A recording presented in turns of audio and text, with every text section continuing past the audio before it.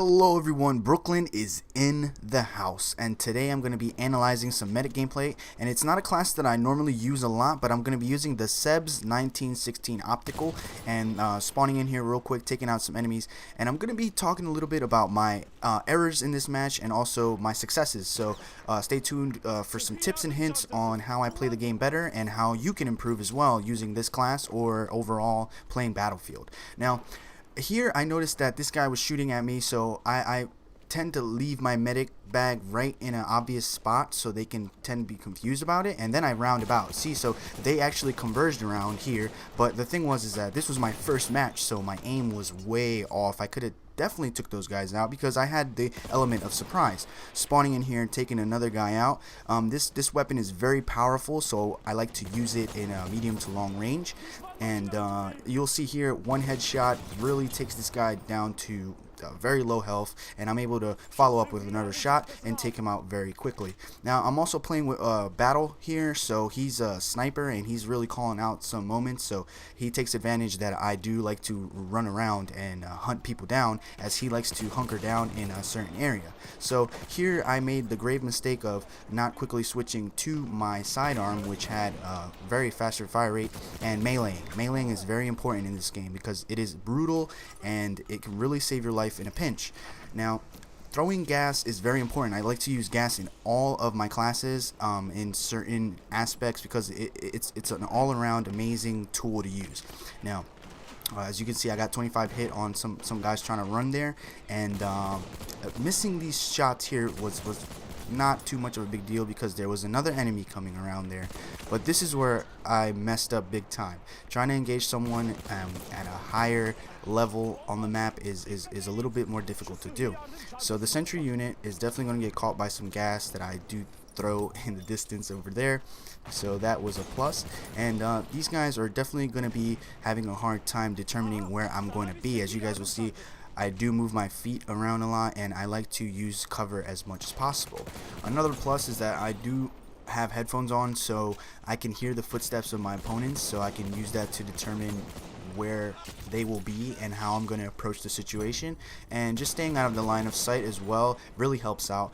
Not taking any chances using the melee in close encounters is always the best choice, as there is no counter, and hey, it looks so authentically brutal that I just have to go for the animation every single time. So knowing when to reload also is very important. You have 26 in the mag, you know, it's 3 shots to kill someone, so potentially you can kill up to 8 guys before you have to reload again. So it's really a very nice weapon to have if you're perched up in a nice spot, and if you like to hunt around.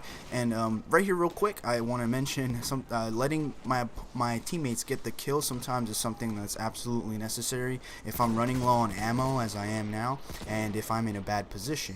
So always remember, you can't really heal up while you're in gas, so you have to wear your mask. And here you're going to see a little bit of a miss, a little bit of a hit, and a little bit of a kill. So another melee bonus for me, and always staying in cover, always planning my next move, and looking at that mini-map and looking at those red pings to know where my enemies will be at. And that really helps out a lot, and you'll see many times that I don't pursue all the way, and I let my teammates get the kill right there, as I knew if I would approach that situation I would have died. So just always knowing when to do things just comes with experience and playing the game. You know, sometimes we all do reckless things, like we go for that insane melee when we know we could have went for the sidearm kill or for the primary kill. And particularly for some weapons like the Sebs, I like to keep the bayonet on there because it adds an extra element if I'm running low on ammunition, and my sidearm ain't gonna do it, and I need to really charge somebody down, or to take out a sentry, flamethrower, or anti-tank whatever unit that's not really on TDM. But another thing is I like to stick to TDM a lot. It's just a lot better with 12 people on the map, in my opinion, and it's a lot more action, and you can really ramp up your KD if you play it right.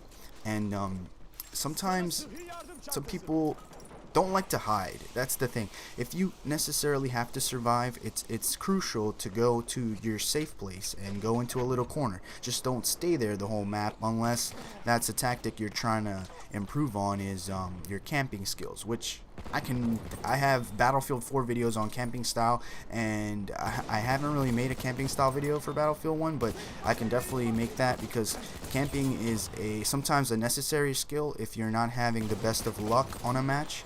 But in this case, you're going to see a lot of running and gunning and taking a lot of people out, a lot of headshots, a lot of helmets flying. And right here I want to talk about something. It's hard to spot people in this game, so you don't really tend to see a lot of them on the mini map.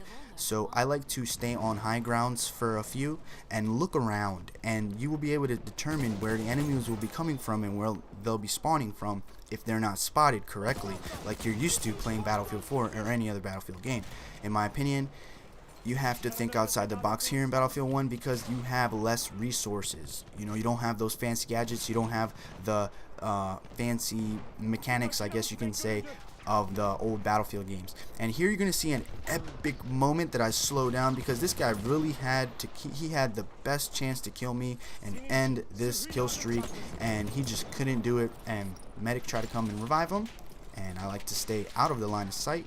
And this is where I switched it around a little bit towards the end of the match. I went up towards the high grounds because I couldn't find anyone anymore, and really paid off. Got a lot of quality kills here from deep, and it really shows the potential of this weapon. If you know how to use it, you can take it from long range, or you can take it from close encounters to long range, however you want it, and alternate in between. It's really a fascinating weapon. This is it for the Sebs. I hope you guys enjoyed, and I ended this match 38-17. I think it's not the best, but once again, stay loyal to your tactics, everyone, and I'll see you in the next one.